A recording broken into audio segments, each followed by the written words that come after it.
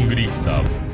Hey everyone, this is Nitro. In this video, I am going to be doing an often requested video, which is a tier list for the exclusive equipment for heroes in the Secret Realm store. So since I'm doing this video in the end of July, I am going to include the 2 new items that will be released with the July 30th, 2020 update on the international server. So because of that, there's actually going to be 35 exclusive pieces of gear that I'm covering in this video. So this is going to be a pretty long one. Okay. So as a side note, if anyone is willing to help me with adding timestamps to this video, please put them in the comments below. I can then copy that into the video description to help other viewers. I just don't have the time to go over all of these pieces of equipment because this recording has actually took me multiple attempts, just as a side note. So after I'll go over these 35 pieces of equipment, I'll also go over my personal pieces of equipment that I personally purchased, okay, at the very end. So you guys have a feel for what kind of equipment that I bought myself. The thing to note about this is that which pieces of equipment you get will depend very much on the heroes you use. So I can't really say, like you should get this one or you shouldn't get this one. So instead, I'm going to classify them as must-have if you use the hero, PvP oriented gear only, PvP oriented gear, optional nice to have items, and then the garbage tier items. Okay, so the final point to mention is keep in mind that you only have a limited number of challenge points. So the items that you ultimately purchase should be determined by the characters you use, okay, at the end of the day. So one final point is I personally focus my purchases purely on the must-have category and the PvP-oriented category because at the end of the day, the PvE-oriented ones, you really do not need, okay? You can clear all PvE content without using any PvE-oriented exclusives, long story short. So with all that said, let's begin going over these 35 pieces of equipment. This is going to be a long video, for sure, okay? So first, I have them organized by the batches that they arrived in, and the first batch had 5 items. So Elwin, Lana, Dieharte, Mathew, and Amelda got their exclusives first. Elwin's exclusive is purely PvE oriented. It gives him the clocks effect of 30% chance to reduce skill cooldown by 5. Elwin is not a PvP oriented hero at all, at least not anymore. He was temporarily. But even when he was used for PvP, he wanted to be Lancer class and he would be using items like Peacemaker or Ragnarok to either disable passives so he has a chance to one-shot the enemy Landias or do fixed damage before combat begins. So as a result, this sword weapon with clocks effect is purely PvE content oriented as a result. And you don't need it. Okay. Next up is Lana's exclusive. Okay.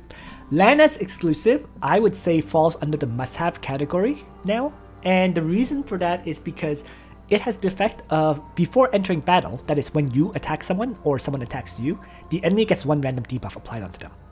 Very often, people who use Lana use her with the Astaroth, which requires a debuff on the enemy to give her 15% int increase. So as a result, if you use the single target strike Astaroth Lana, this is a must-have. It's important to note, however, that for PvP, it used to be that Lana just tosses out AoE strikes. And as a result of that, you didn't really exactly want this for PvP per se. Or you didn't need it for PvP. But now, Lana has just recently got her 3C this month at the start of July, and her 3C allows her to attack at 3 range with soldiers participating. So it's a single target strike skill. That's what her 3C is. So as a result, it's become a must-have if you use Lana. If you don't use Lana, of course, whatever. Skip it. Moving on. Dieharte's Golden Lion. This one has the effect of when you defeat an enemy and you end your turn, you will stun one enemy within 3 blocks of you. This one is purely PvP oriented. You don't need to stun enemies in PvE content. In fact, you really don't even want to, right? So it's only in PvP where you would want to stun enemies, and as a result, it's purely PvP oriented. As a side note, his 3C, which was also released in July, at the start of July, it will trigger this helmet's effect even if he fails to kill off an enemy. So it has very much become a must-have for him if you use him for PvP. If you don't use him for PvP, once again, skip this item. But that applies to almost all of these items in the first place, right? If you don't use the character, why would you buy their exclusive? Moving on. Mathew's Kizuna band. This one very much falls under the optional, nice to have category. Okay. The effect of it is that as long as an ally is within 2 blocks of him, Mathew's attack, defense, and magic defense stats are all increased by 10%. Okay.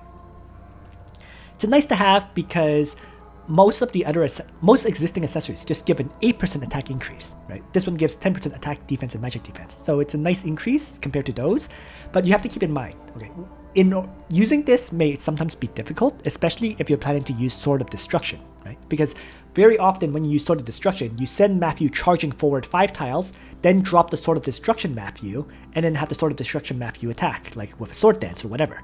Well, in order to make this work perfectly, you're going to have someone else charge forward first before charging Mathew forward, so that he gets this buff of 10% attack, defense, and magic defense.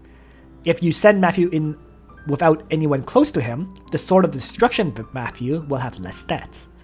So it can be a little bit awkward to use at times, which is why I put it under the optional nice to have category. At the end of the day, the stat increase is kind of, yeah, I mean, you'd have to build it up, and I think it's just very much an optional item at the end of the day. Okay. The next one in batch 1 is Amelda's Gorgeous Red.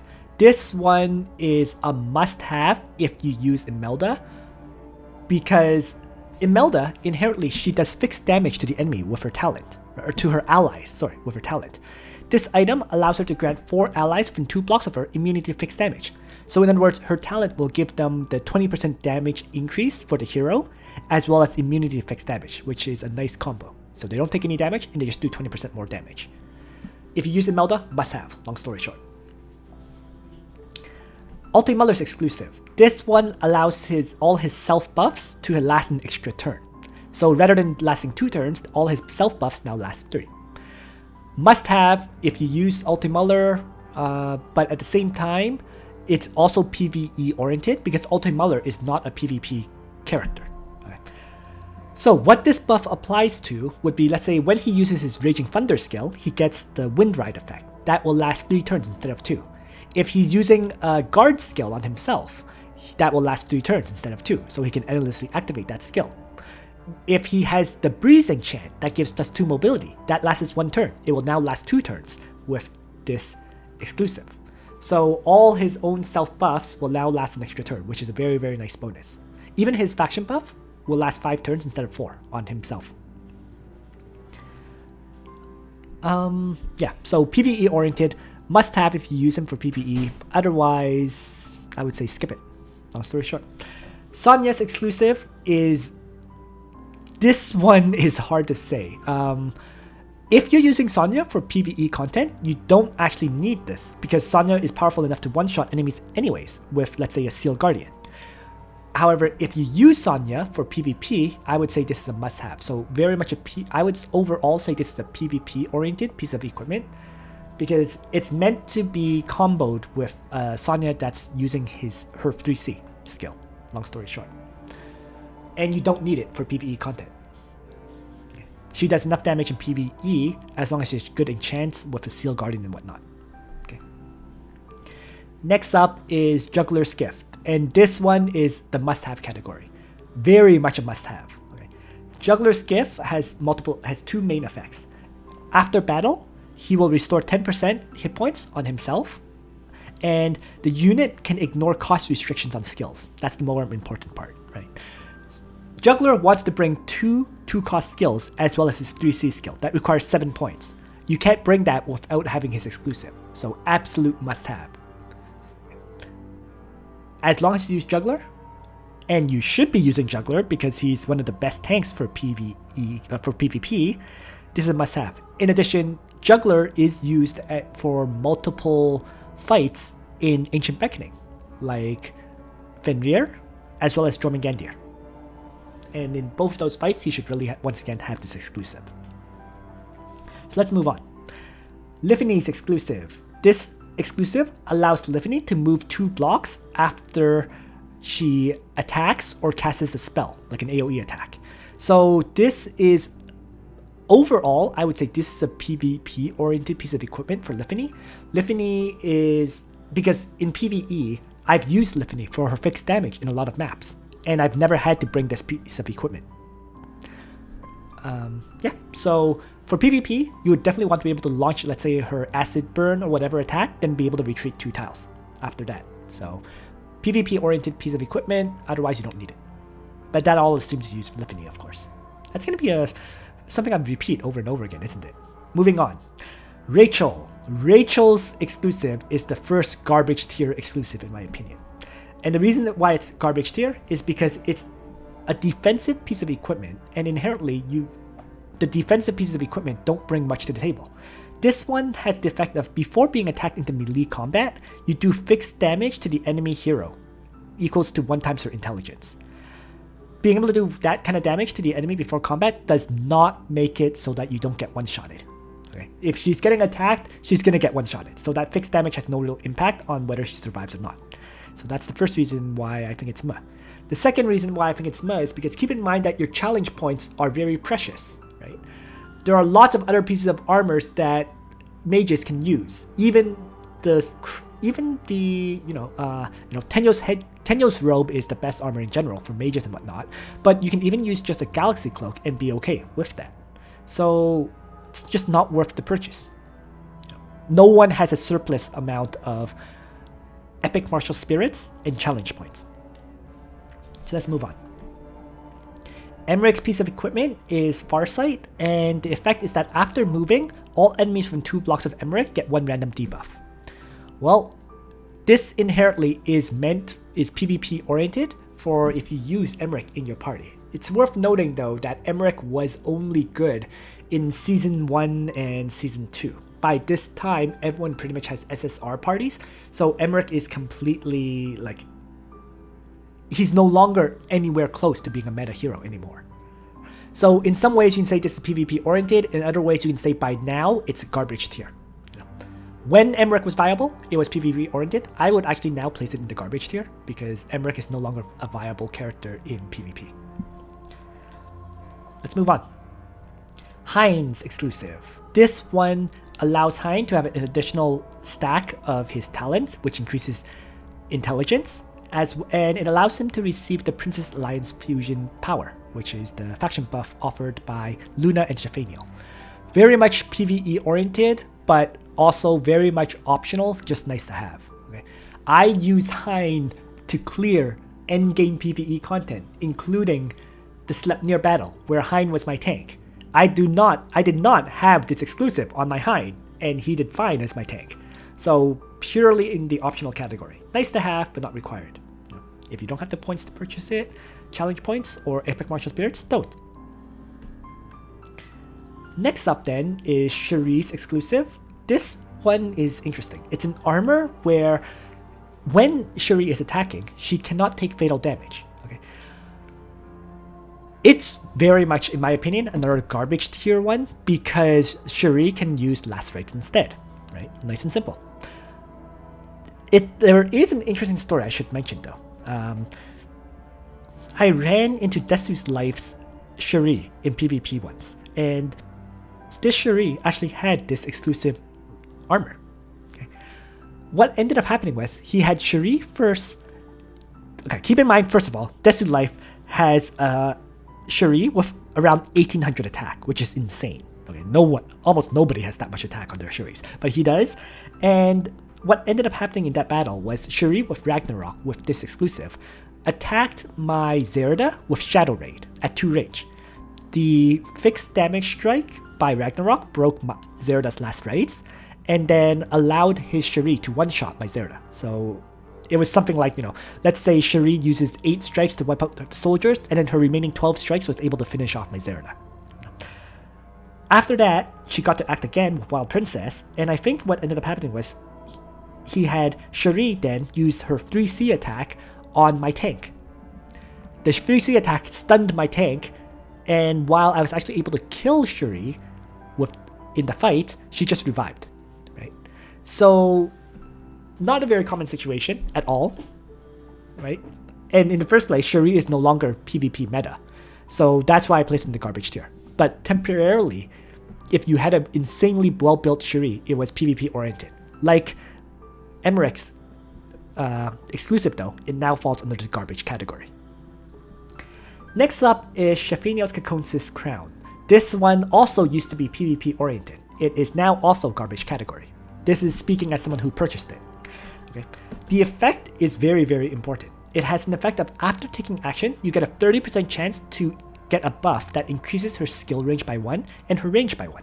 So this can increase, let's say, Heaven Sanction by 2 block range, right? Because you get 1 extra range to target it, as well as having 1 extra span on the skill. And of course, with her regular AoEs, which have 3 range, 3 span, they turn into 4 range, 4 span skills.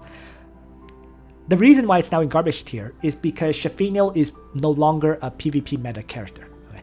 And in order for her to even be used, you need that luck trigger of the 30% probability to trigger. So it's really awkward to get this to occur, and as a result, it falls under garbage tier. I suppose theoretically you could still use Shelfaniel if you have a breeze enchant on her with the Caconsis Crown. So the combination of the two, you have 3 30% triggers that allows her to get into range to attack enemies, right? But at the end of the day, it's pretty awkward, right? You're very dependent on rolling a very good breeze set for her, and then needing, 2 luck triggers. I just don't like it. There are better heroes which are more consistent, which have the same range, like Grenier, like Gizarof. All these upcoming AoE heroes like Hein and Hobo Landius, Old Landius, whatever. Since Shelfaniel is no longer PvP meta, this item falls under garbage tier. Okay. Next up, Kirikaze's exclusive Bamboo Hats. This one surprisingly falls under PvE oriented. No, not very many people have Kirikaze built. Okay. But Kirikaze is actually surprisingly good in PvE. For example, he is absolutely top tier for the Ancient and Beckoning battle of Jormungandr. Okay. And his talent trigger is based on him doing a crit hit on enemies. So his exclusive that gives him a 30% skill increase as long as he's at 100% hit points is very key to activate that talent of his. So if you use Kirikaze for the Jormungandr battle, must have, hence PvE oriented. The next item is Lanford's exclusive. This one's quite simple. It's a helm that increases his talent range by 1. Another PvE oriented piece of gear. Lanford inherently is PvE oriented. He's not a PvP character, but increasing his talent range by 1 allows him to have everyone within 3 blocks of him get additional stats based on his talent, as opposed to just 2 blocks. So if you use him in PvE, must have. Otherwise, ignore it. Freya's Crown of Thorns. This one allows her to do another fixed damage strike to enemies who attack her, and this fixed damage is equal to 2 times her magic defense. This one is also PvE oriented. What's it used for? Well, the fixed damage Freya is very commonly used for, let's say, timeless trials, and yeah, actually, let me put this under optional nice to have. Inherently, she's a PvE oriented hero, but this is nice to have for an extra fixed damage chance, but you don't absolutely need it at the end of the day. Right? There are other ways to clear a lot of those fights, so nice to have, not a must have. For example, Listel and Liffany can all do fixed damage, Egbert can do fixed damage. You don't need Freya to clear those fixed damage fights at the end of the day. So, nice to have, but not required. Ledin's Trial of Faith. Okay. This one has the effect of after Ledin kills an enemy, you gain a buff where when taking fatal damage, you get to revive once. Okay. I think this buff only lasts 1 turn, and getting this buff has a cooldown of 2 turns. This one, I personally feel that Ledin should never die in PvE content, and as a result, the Oath of Justice is better because the Oath of Justice gives you 8% defense and magic defense, whereas this one gives you 5% defense and magic defense. Okay. So in other words, this one is only required if you use Ledin for PvP. Right? And this would be a Ledin that tosses out Righteous Duel and stuff like that. The thing to note though is Ledin is not inherently a PvP meta character. So whether you put it under the PvP oriented section or put it in the garbage section is truly up to you. Okay. I have no real comment on this one. If you do choose to use Ledin as a tank in your PvP party, this would be PvP oriented. If you think Ledin is garbage for PvP, this would fall under the garbage category. I don't know. I'll leave it in the PvP oriented one, but keep in mind that he is not a meta PvP character. Not at all. Moving on. The next item then is Almeda's tentacle weapon. Okay. This one has the effect where after attacking, enemy movement is decreased by 1 and they cannot guard. Okay. I believe this also applies when she uses her AoE strikes. Okay. So it's a very interesting weapon. The problem is Almeda inherently is not meta whatsoever. Not in PvE or in PvP. Right? There are better healers than her for PvE content, Tierlist and Lana specifically, right? And for PvP, you just don't see her in very many boxes at all due to her lack of mobility as a mage. So optional, nice to have. It's actually a very, very powerful weapon, but due to Almeda inherently not being a good character, it ends up being in the optional nice to have category. You can almost say it's garbage, but yeah, maybe I'll place it like, I don't know. I think I'll have to end up putting it in the garbage section, just like the other items here. Moving on. Angelina's Flower of the Wind. This one is interesting. I purchased it, but at the same time, a lot of people feel this one is garbage. The reason for that is because the effect of this is that when the unit acts again, like for example, if she uses her Tidal Surge skill or uses her Alternate skill, she gets to act again. And when she does that, this one allows her to not have the duration of her buffs get reduced. Okay, so most people consider it useless because they feel that King's Crown, allowing her to buff someone else's damage by 20%, is better. When it has a use is when you end up using Angelina without a faction buff, right? In that kind of situation, you'll probably have to use something like Strengthen or Gospel on her, and those spells don't last very long. So this one is actually hard to say. It's very much a PvP oriented piece of equipment, right? But whether you can say whether it's better than King's Crown is very, very hard to decide on. This one would allow her to be more sustainable in combat. King's Crown would allow her to use Alternate and instantly buff up the ally with the King's Crown buff of 20% increased damage. Each one has pros and cons. So I'll put it under PvP oriented, but it's up to you to decide which one you prefer to use. Moving on. Egbert's item is garbage tier. Nice and easy. This one has the effect of increasing Egbert's skill range and span by 1 for 1 turn after being attacked and taking damage. The whole problem here is, the key point here is that he has to be attacked and take damage, right? Your mages should never be attacked or take damage for 1 skill range and span increase. So it's awkward. It's just not good. That's the result. Next up is Zerida's exclusive. Zerida's exclusive, it falls under a very similar situation as Angelina's. Okay? Is it better than King's Crown? That's the hard to say aspect. So I'll put it under PvP oriented as well, but you have to personally decide. Some people swear by having King's Crown because Zerida very frequently will provide the King's Crown buff to allies. Other people feel that this one is more important because the effect of it is that after you take action, if there's no allies within 2 blocks of Zerida, he'll heal 20% of his unit's hit points and also dispel 1 debuff that's been applied to her. If you're in a situation where there's no healers for Zerida, this can provide her with a healing skill effectively. So between this Scarlet Embrace and her faction buff, also healing 10%, she can heal 30% hit points overall. So it can definitely be useful. And there's actually been several battles where I wish I had this instead of having King's Crown on my Zerida. So it's a trade-off item, once again. Very purely PvP oriented, because Zerida is not a PvE hero in general. Feraquea's exclusive. This one is weird. It allows her to have an additional 20% attack when she has a class advantage over the enemy. Keep in mind that Zerida's class changes after her first attack on an enemy. So she'll take the class of the enemy that she attacks, and then after that you can act again and strike a second time. So it's very hard, I feel it's very hard to use. You're gonna have to target someone, like for example, maybe you have to target someone like a cavalry enemy, turn the cavalry class and attack an infantry enemy to take advantage of it. So I don't know. I don't even use Feraquea in the first place, so maybe I don't know. Optional, nice to have, garbage, I truly don't know. Like, this is not an item I've ever considered. So I'll put it in the optional nice to have because I don't understand it. Maybe someone else can mention having purchased it if it's good or not. Yeah. Lambda's exclusive is next. This one has the effect of when dealing damage to an enemy with a skill, you get a 10% chance per enemy hit to reduce the skill cooldown by 5.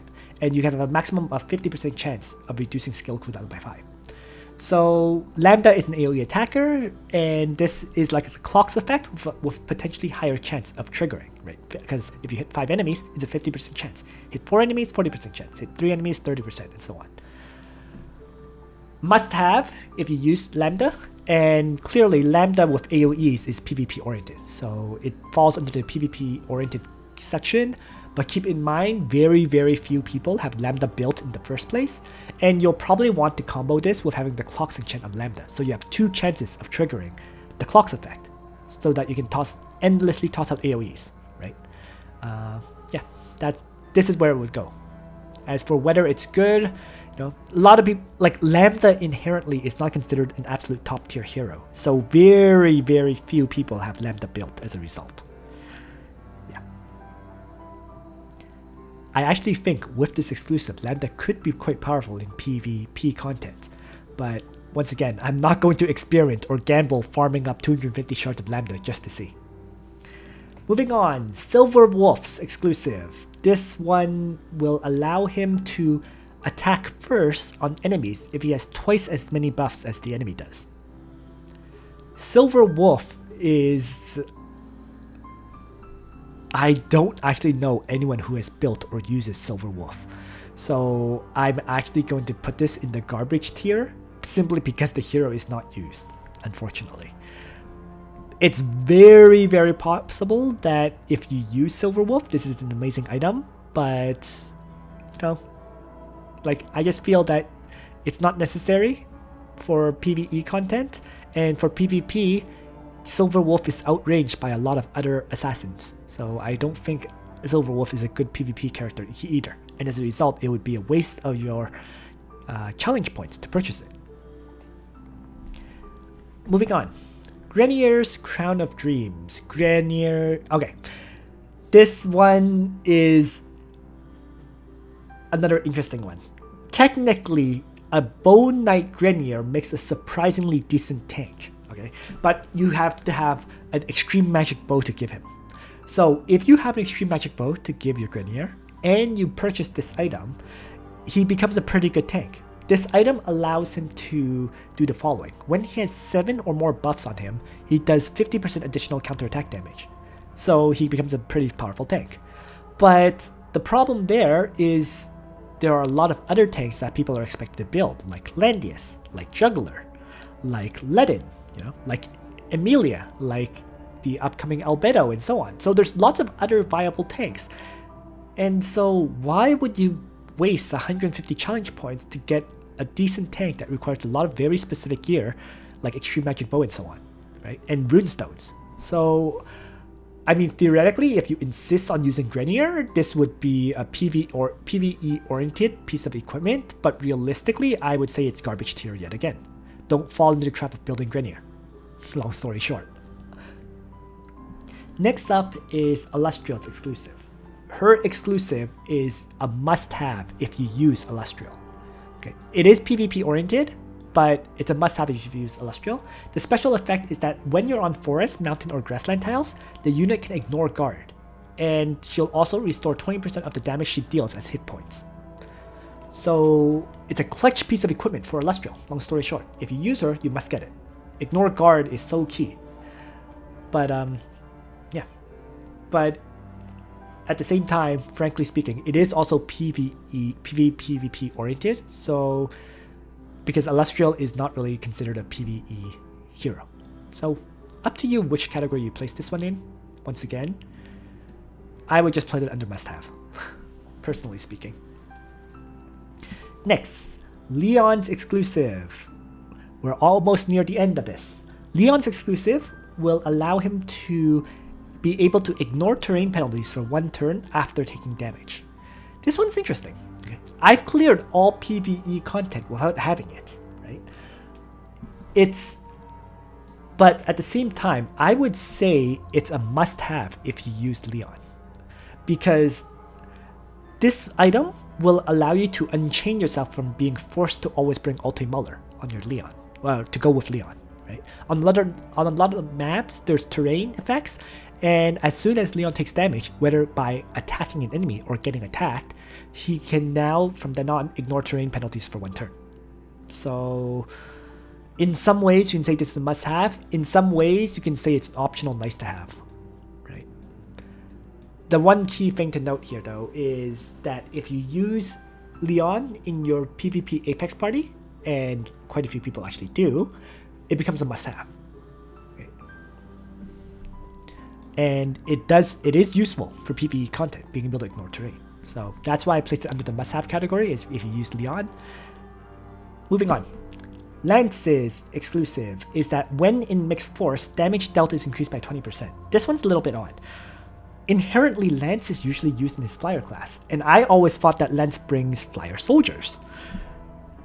This one requires mixed force, so if you have to bring some other kind of soldier for Lance to benefit from this. But the 20% damage dealt increase is very significant. So as a result, I don't know, right? Lance is usually considered to be a budget tank buster, but overall, I would say this is a garbage tier because Lance should not be a character in Apex parties in general. Yeah, I've been told that Lance can one-shot tanks like Landius.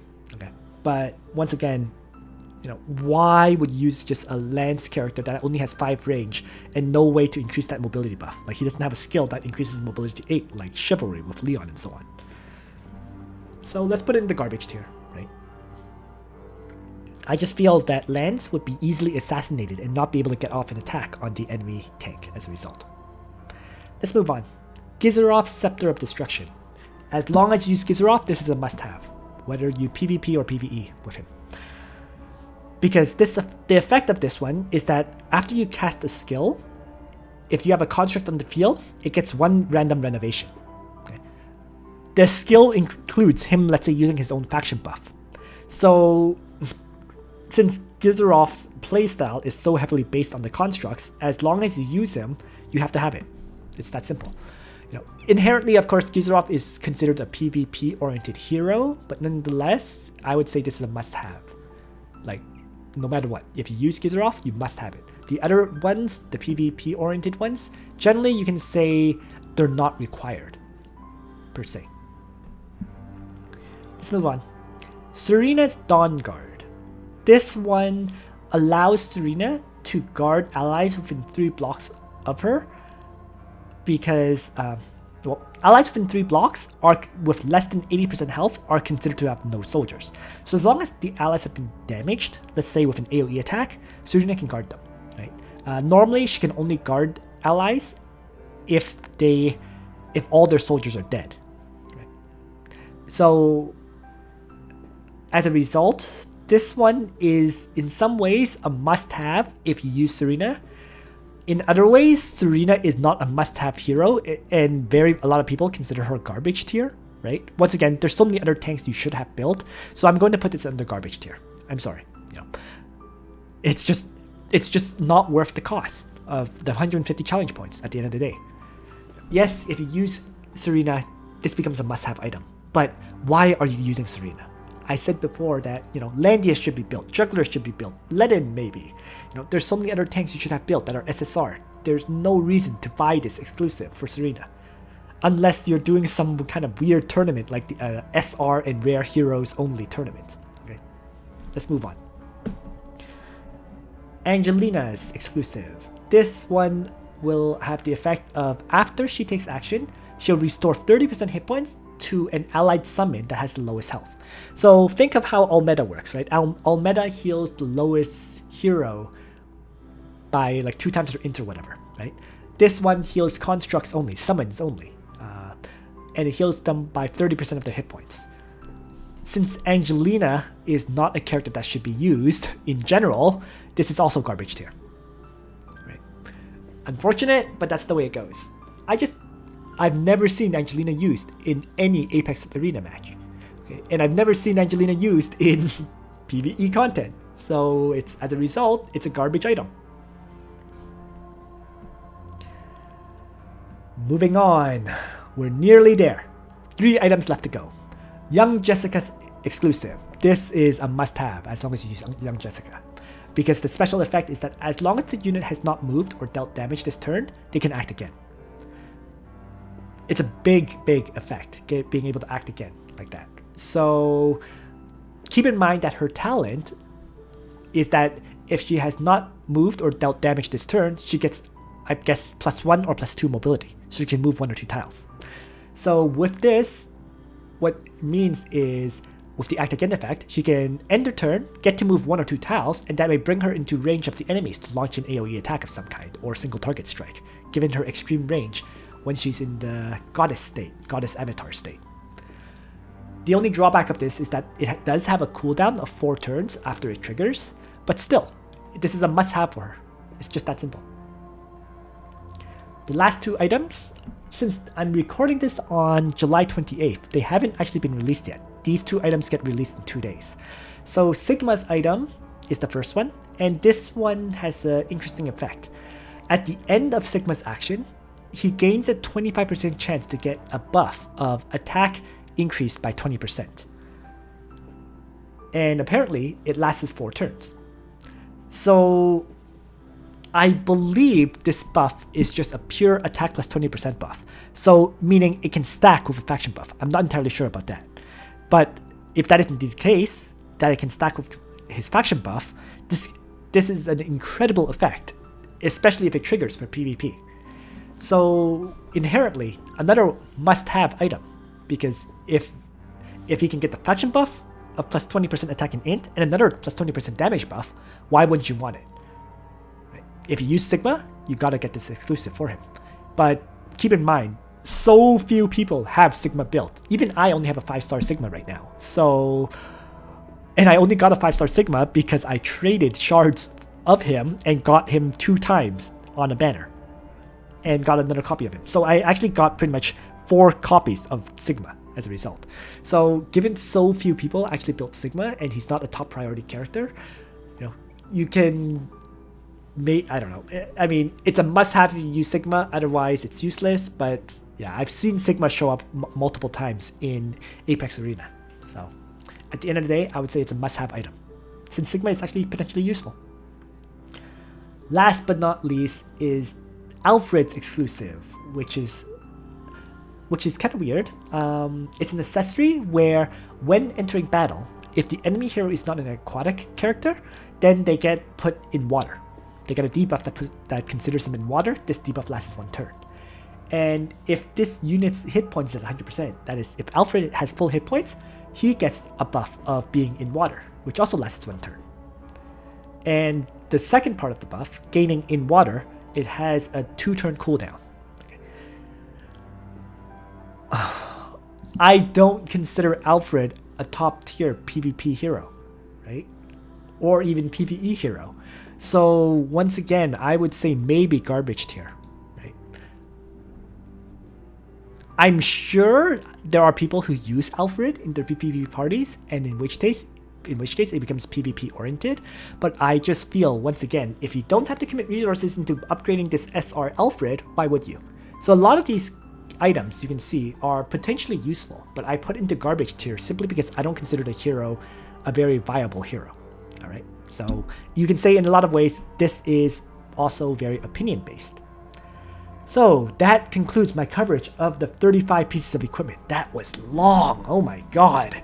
Alright, so last but not least, I am going to go over my personal exclusives that I bought. Right? So, first things first, as I previously mentioned, I only focused on buying exclusive items that I think were useful for PvP.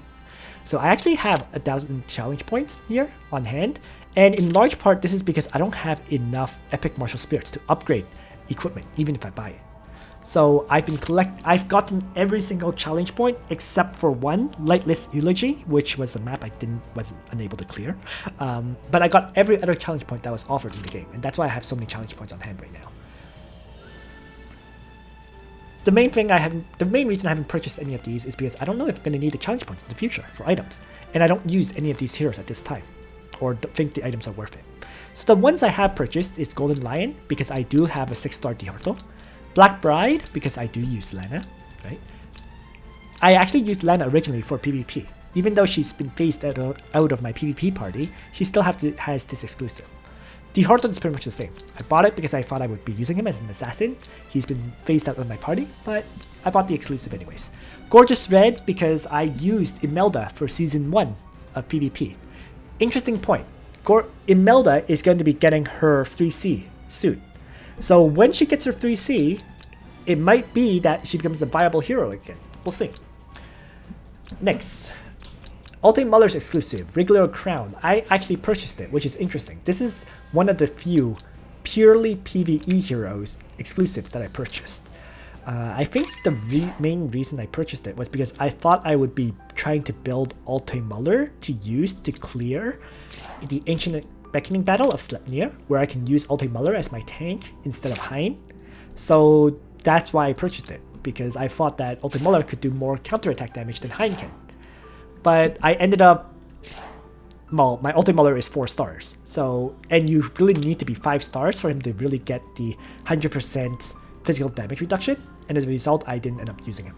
But maybe I will get a duplicate copy of Altemuler. And in that case, making Windride last an extra turn will be clutch for making Altemuler as my tank for that battle.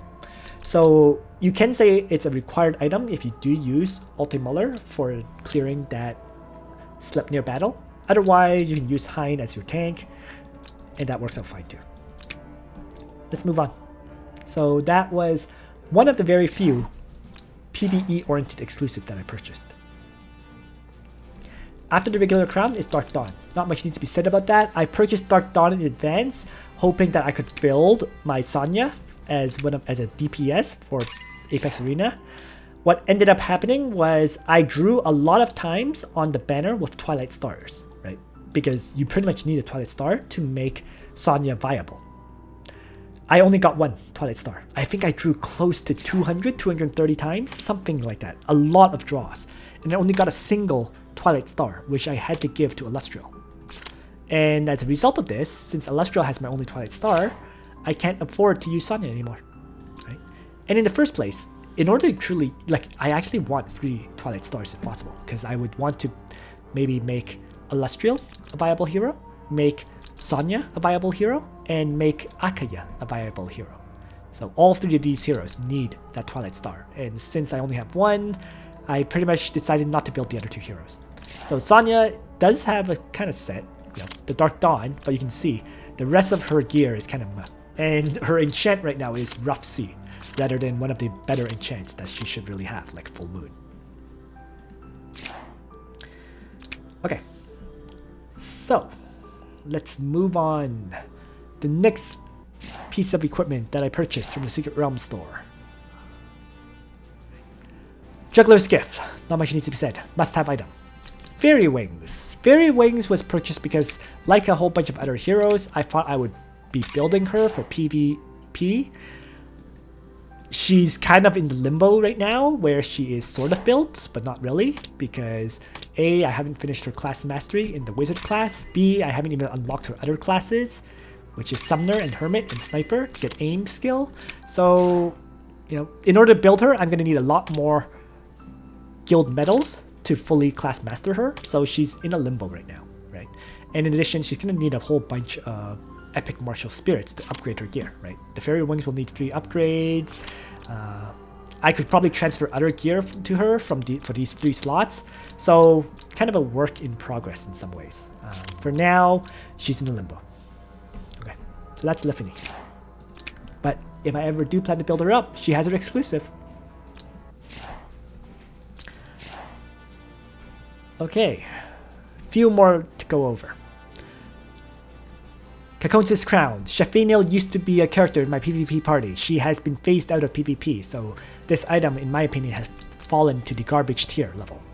Crown of Thorns, purchased because I use Freya for clearing a bunch of fixed damage timeless trials, and I used her as my tank in the Guild Wars pretty much every week, right? Because she's part of Origins of Light, she's part of Princess Alliance, and those two battles frequently show up. So I did end up buying that for her. Should be noted though, even though I purchased it, it's actually only level 20. As usual, I have the item. I'm not willing to put epic martial spirits into it, so it stayed at level 20 for now. Most of her gear has actually been passed on to her from other heroes, like the Overlord's badge has been passed on to her from, I think, Juggler. The Cloak of Defiance has been passed on to her, and this Blue Moon, I think yeah. Not sure where that Blue Moon came from. With a Thorns enchant. But let's move on. Okay, so a few more pieces of equipment to cover. This is a very long video. I'm getting very thirsty myself. Okay, 5 more items. Flower of the Wind. I talked about how this may be a good equipment for her, or King's Crown may be better for Angelina. So I purchased it for now, testing it out. At that time, I didn't have enough King's Crowns to use. So I felt that I should get a piece of item for my Angelina. Ended up, I got more King's Crowns very recently. I think I have 2 of them now. So, you know, whatever. I have 2 more King's Crowns at this time. So I was like, at the end of the day, you know, I'll test it out. Maybe I'll have to build up one of these King's Crowns to replace it, but should be fine. You know. I think it's more important for my Angelina to potentially be able to survive an attack from the enemies, while meaning keeping the faction buff, than, you know, being able to King's Crown buff someone when she uses alternate. Okay. Scarlet Embrace. Scarlet Embrace is purchased similar to Angelina, right? I have it purchased. It's only level 20 at this time. Have not upgraded it because I don't have the Epic Martial Spirits to. I plan on upgrading it, and then I'll evaluate whether it's better to use the King's Crown that's currently on her, or I should give her that Scarlet Embrace that I have purchased in the future. But right now it's level 20. I actually don't see it. I don't know where it is sitting right now, but I certainly have it. Okay. Let's move on. It's not in utility yet because it needs 3 Epic Martial Spirits, and I don't have those to commit into her exclusive. Wooden Plum is Alustriel's exclusive, right? Must have for Alustriel. Let's move on. Blue Dragon Carapace. This one is Leon's exclusive, and just like Zerida and Zerida's exclusive, it's sitting in my bag at level 20, right here, right?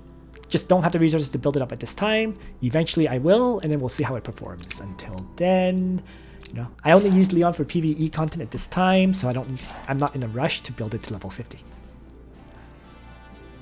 Last but not least, Gizarof's Scepter of Destruction. So everyone knows I've been building up Gizarof, or should know, because I showed a whole bunch of Apex Arena battles where I used Gizarof to win, and this one is just so clutch for improving his constructs to make them powerful. So that's why I have it built up. It's already level 50, and Gizarof is performing very, very well for me so far. He is going to be hitting level 6 stars in 25 days, which is just in time for the Apex Arena playoffs. So I'm gonna have a 6-star Gizarof then. Looking forward to that. Even if he may be banned, at least I'll have a Gizarof up and running. So this says 22 days, but keep in mind that the 25 days refers to when the playoffs actually begins, the Saturday, okay? So there we go. All the exclusives I currently have purchased, right? You can see, even though I purchased a lot of additional ones, I don't have them upgraded due to a lack of Epic Martial Spirits. I don't consider them a priority for upgrading, so for now I'm continuing to do gambles in hopes of getting Last Rites and Tenyo's headdresses respectively. So that's where my resources are going, right? Gambles for headgear, gambles for armor, and rare enchant gift packs rather than buying Epic Martial Spirits to upgrade these exclusives. Thanks for watching, everyone. I hope you found this extremely long video useful to you. man, it took a very, very long time to cover everything. But on that note, Nitro out.